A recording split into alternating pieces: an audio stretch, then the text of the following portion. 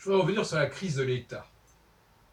Parce que finalement, cette question de l'État devient un sujet important de mes réflexions.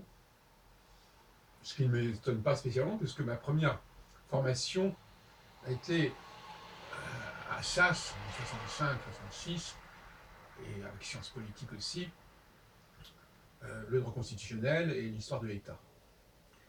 Et parallèlement à mes d'autres études plus ésotériques. Et puis aussi, en 67, évidemment, en 68, il y a eu mai 68, en 67, il y a eu la guerre des 6 jours, tout ça a été très formateur pour moi, maintenant d'une part. 1967, la guerre des 6 jours a été un élément grave dans l'histoire de l'État d'Israël. Parce qu'il s'est retrouvé avec de nouveaux territoires, qui d'ailleurs faisaient partie intégrante initialement de la Palestine mandataire,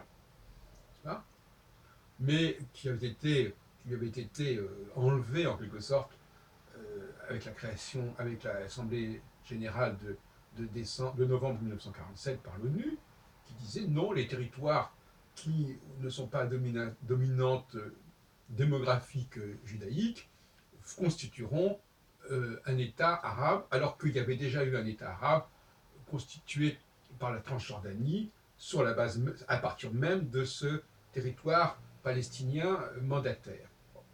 C'est quand même un peu étrange. Mais le fait est que les Israéliens, les Juifs, n'ont pas su, pendant les 20 ans ou 25 ans qui ont suivi la mise en place de ce mandat, n'ont pas su obtenir suffisamment de présence dominante, majoritaire, dans l'ensemble de la Palestine. C'est un fait.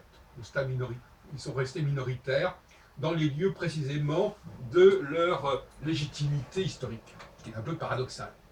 Ils ont préféré investir les villes du littoral, qui n'avaient pas spécialement d'histoire judaïque, pour justement, dans l'hypothèse, probablement, de pouvoir mieux accueillir les immigrants juifs.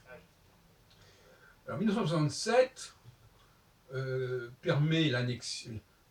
On ne va pas parler, la question n'est pas si c'est l'annexion ou pas, mais sous le contrôle de l'État hébreu, je préfère mettre sous le contrôle de l'État hébreu la ville de Jérusalem, la Cisjordanie, bref, tout ce qui est au-delà du Jourdain. Tout ce qui se situe entre le Jourdain et la Méditerranée, dans le cadre évidemment de ce territoire palestinien. On ne va pas parler du Liban ici. Bon. Et à partir de ce moment-là,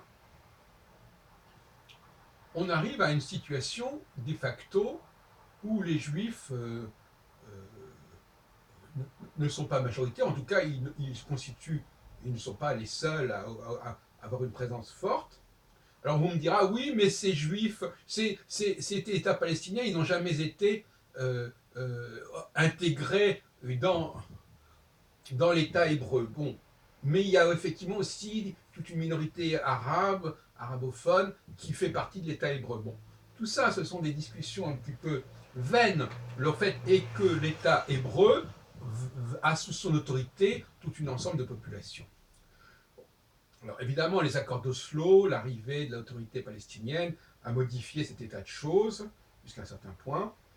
Encore qu'on puisse se demander si cette autorité palestinienne n'a pas une forme d'autonomie au sein même de l'État d'Israël, ce qui à mon avis est cohérent. On retombe dans la question de la fédération ou la confédération. On voit bien que les juristes israéliens n'ont pas été à la hauteur de la situation. Ils n'ont pas su reformuler la question de l'État hébreu comme un État qui finalement n'était pas du tout hébreu, qui était un État qui aurait dû s'occuper de ce qui se passait sur un certain territoire, ce territoire étant d'ailleurs plus grand, s'étant étendu, et faire cohabiter les différentes réalités socio-religieuses au sein de ce territoire, avec leur diversité, leur tension, etc. Ce qu'il a fait plus ou moins d'ailleurs. Et ça aurait dû se faire dans une certaine sérénité, voilà. Il aurait fallu que cet État ait une certaine légitimité, c'est-à-dire qu'il ne soit qu'il ait une vision impériale, je veux dire, parce que le mot impérial, mon ami, est très positif. Un empire, c'est un lieu où on sait très bien qu'il y a des différences au sein de cet empire. Bon, un empire ne prétend pas être. On ne parle pas d'un empire-nation, on parle d'un État-nation, et à mon avis, c'est très discutable comme expression. En tout cas, la démarche impériale, tout État, on sait très bien, est un empire. La France a été un empire, même au sein de l'Hexagone, elle a été un empire qui s'est élargi progressivement, etc. Avec la diversité que ça implique. Donc toute forme d'empire déclenche une forme de laïcité, de toute façon, puisqu'il s'agit de faire cohabiter des différentes nations. On ne peut pas dire que l'Autriche-Hongrie n'ait pas été quelque part un État laïque, puisqu'elle devait gérer la diversité des nations, etc. La laïcité, c'est le propre pour un État impérial qui est conscient de la diversité de ses composantes, de les faire cohabiter, les faire coexister. On ne peut pas dissocier cela de cette impérialité. La laïcité et l'impérialité sont liées intimement. Donc là, à partir du moment où, d'ailleurs la notion d'empire en France, c'est un peu ça.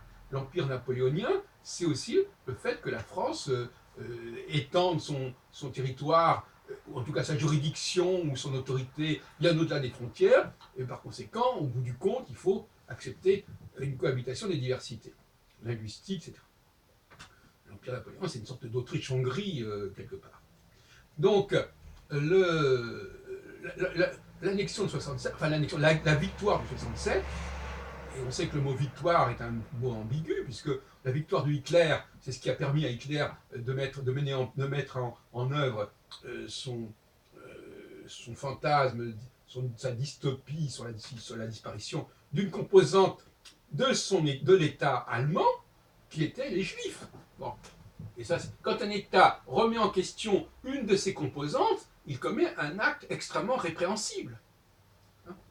Un État a vocation à gérer et à protéger toutes ses composantes et à les faire cohabiter au mieux. Du moment où il s'en prend à une de ses composantes, on parlera à ce moment-là d'un anticivisme d'État. Un État ne peut pas avoir une attitude d'hostilité envers une de ses composantes. Autrement, il n'a plus de légitimité. Il doit savoir générer, juguler toutes les tensions qui existent en son sein, dans son territoire. Territoire, quelles que soient les modalités de cet empire, annexion, colonie, fédération, confédération, tout ce qu'on voudra. Ce n'est pas un problème. À partir du moment où il y a un territoire qui est sous l'autorité d'une certaine puissance, c'est cette puissance qui est responsable, même si ce territoire n'a pas le même statut ou n'a pas le même profil. La France aussi a connu ce problème d'être un empire avec des populations qui n'avaient pas forcément le même statut, mais qui devaient être protégées les unes par rapport aux autres. Je dis bien les unes par rapport aux autres. Et avec tous les problèmes qui peuvent se poser, parce que ces différentes communautés ont des engagements à l'extérieur du territoire en question, et ces engagements peuvent mettre en face à face des éléments qui, au sein de cet État, cohabitent, mais qui, sur le plan mondial, ne cohabitent pas du tout et sont en guerre, etc., etc. Donc, 67 aurait dû être l'occasion de repenser la notion d'État en Israël et de basculer dans la laïcité pour pouvoir intégrer cette diversité accrue du fait de l'accroissement du territoire et du fait que cet accroissement faisait venir de facto toute une population arabophone et musulmane qui venait gonfler considérablement la présence déjà existante arabophone et musulmane au sein de l'État d'Israël dans sa version pré-67. Ça n'a pas été fait. On est dans des expressions. Moi, je sais qu'en 67, on parlait des territoires occupés. Maintenant, on parle de Cisjordanie, etc. Bon, peu importe. Il est effectivement les accords d'Oslo. Comment est-ce qu'ils ont été négociés? On aurait dû normalement aboutir à une forme de fédération au sein d'un État laïque qui aurait englobé à la fois les musulmans et les juifs et les chrétiens, tout en restant avec cet esprit fondateur que cet État, il fallait que les choses soient bien claires, est un État qui avait vocation à accueillir une immigration juive importante. C'était la seule condition. C'est-à-dire admettre que cet État avait mission spécialement de cet accueil d'immigration juive, alors que et alors qu'ils n'avaient pas cette mission par rapport à l'immigration non juive, disons-le. Politique d'immigration spécifique à cet État hébreu. Point final. Maintenant, en ce qui concerne la France, que j'ai comparé à Israël, la France aussi a joué ce rôle en parallèle avec le Royaume-Uni, n'est-ce pas, d'instaurer une politique favorable à l'immigration juive. Alors, évidemment, en ce qui concerne la France, on ne va pas parler d'Alia, mais finalement, moi, en ce qui me concerne, que les Juifs aillent en France ou que les Juifs aillent en Israël, pour moi, c'est du pareil au même, pour les gens qui n'y s'y trouvent pas. Je n'ai pas de sacralisation de la terre promise israélienne, etc. Donc, pour moi, la France, et ça a bien été répété récemment par Manuel Valls, elle a vocation à protéger ses Juifs. Elle le fait par l'opération Sentinelle, etc. Elle le fait, elle s'y oblige par deux siècles d'histoire. Elle a trahi parfois sa mission, mais cette mission, elle perdure, elle persiste, et elle doit être encouragée. Alors, en ce qui concerne Israël, Israël a aussi cette vocation de privilégier et de protéger ses Juifs. Ça paraît un peu bizarre ce que je suis en train de dire. Pourquoi Israël ne protégerait pas ses Juifs? Parce que dans un État n'a pas à être assimilé à telle et telle population. Un État est un territoire, est une administration qui gère tout ce qui se passe dans ces territoires, et éventuellement, il peut avoir une politique spécifique par rapport à telle communauté, pour des raisons historiques, très liées à sa fondation, liées à son existence, liées à l'évolution de sa pensée, etc. Peu importe, il peut le dire. Il peut décider, oui, nous sommes un État qui favorise l'immigration juive, parce que ces Juifs ont une situation particulière dans le monde, qui sont maltraités, persécutés, etc. Pourquoi pas? On peut accepter ce principe. Je pense qu'à l'intérieur de la France, on peut accepter l'idée que les Juifs, il faut les recevoir. Aujourd'hui, on parle de politique d'immigration. Je trouve qu'en l'occurrence, actuellement, il n'y a pas tellement de problèmes d'immigration juive dans le monde. Hein. C'est plutôt l'immigration juive à partir de France. On a encore d'autres problèmes. Bon, on nous dit aujourd'hui que c'est la plus forte immigration, toute proportion gardée, du monde qui se trouve en France. Enfin, c'est quelques milliers de personnes seulement par rapport à l'ensemble des 500 ou 600 000 Juifs. C'est quand même pas énorme. Mais toute proportion gardée. Bah. Donc, effectivement, il y a actuellement une sorte de dialectique entre les deux grands pôles de l'asile juif, la France et Israël. Il y a des Juifs qui vont en Israël, il y a probablement des Israéliens qui viennent en France. Il y en a eu beaucoup d'ailleurs qui sont venus en France et qui étaient venus des colonies françaises ou des ex-colonies françaises et qui sont revenus ensuite en France en passant par Israël. J'en connais de très connus, il n'y a pas de problème de ce côté-là. Donc il y a un passage, il y a une sorte de va-et-vient entre les deux grands pôles de la protection juive dans le monde, à savoir Israël et la France. En 67, Israël s'est trouvé renvoyé à son histoire, à une histoire qu'il avait plus ou moins refoulée, qui est une histoire avec une consonance religieuse, alors que ce n'était pas la vocation première d'Israël de jouer un rôle religieux. Hein. Et ce rôle religieux a fait qu'on s'est omnubilé sur cette terre parce qu'elle avait une signification dans la Bible, alors qu'en réalité, pour Herzl, ce qui était important, c'était de créer des conditions d'accueil pour les Juifs et pas un retour à une terre promise. Bon. Donc là, il y a une sorte de dévoiement de la pensée herzlienne. Bon. En 67, ça s'est aggravé. Le fait qu'on puisse avoir accès au mur des lamentations, qu'on puisse, voilà, et que les lieux sacrés du judaïsme comme Hébron, Jéricho, etc., la caverne, tout ça a fait qu'il y a eu une nouvelle, que Israël a été encore plus polarisé sur sa dimension judaïque. Mais je terminerai là-dessus. Je pense que ce qui est beaucoup plus les Juifs, il est beaucoup plus raisonnable de considérer que les Juifs doivent être protégés par des empires, par des États. Ils n'ont pas vocation à être un État. D'ailleurs, aucun peuple n'a vocation à être un État. un peuple, ça ne veut rien dire. D'ailleurs, il y a des communautés qui sont présentes dans tel et tel État. Et dans tel État, cet État a liberté à diversifier ses composantes. Si la France est devenue coloniale, c'est bien, ça a bien abouti à une diversification des composantes de l'État français, qu'on veuille ou non, hein, de facto. Bon, c'est un choix qui a été fait.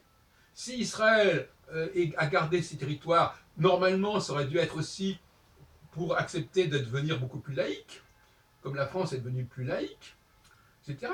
Bon, à partir du moment où cette laïcité n'est pas le corollaire de l'extension d'un territoire et de l'extension d'une autorité sur un ensemble de territoires, il y a quelque chose qui ne fonctionne pas. Bon. Donc il y a une contradiction, si vous voulez. Pour moi, la situation en France est plus cohérente qu'en Israël. En France, les Juifs forment une communauté de 500, 600 000 personnes. Elle pourrait être beaucoup plus importante, d'ailleurs. Elle le sera peut-être, pour des raisons qu'on peut ou pas prévoir. Elle est vouée à être plus importante dans l'avenir, au sein d'un empire qui est l'empire français, qui est l'État français, puisque moi les deux vont ensemble.